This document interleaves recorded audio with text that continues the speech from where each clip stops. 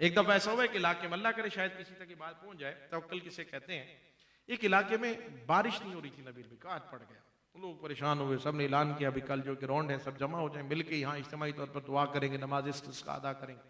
वो जब सब लोग है ना, बहुत धूप थी, गर्मी थी, तो भी एक जवान जो है ना वो छतरी लेकर आया, सारे लोग उसका मजाक उड़ाने लगे, उन्होंने कहा अजीब आदमी है, देख भी रहा है कि बाहर गर्मी कितनी है, धूप कितनी है, और ये छतरी लेके घूम रहा है।